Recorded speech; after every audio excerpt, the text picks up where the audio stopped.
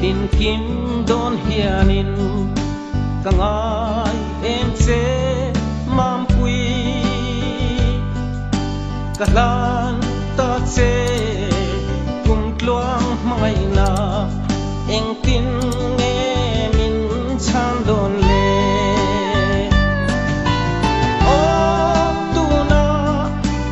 min shu ve ta che i don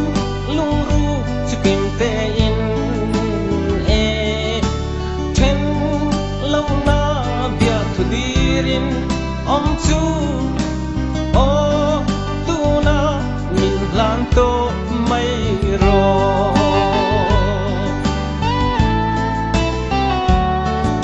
isun nga ya zan khwa sei tur hi han don vela ithin la ya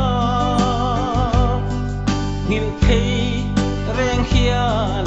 kamoi lul lo ke zong du luat vang zok che asin o tu na min shu ve ta che i don lung ru chu kim te in e ten lo na bia tu dirin om chu o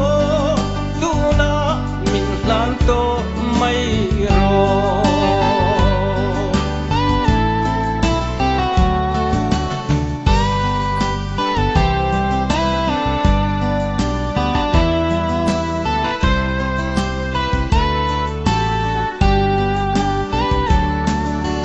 isun nga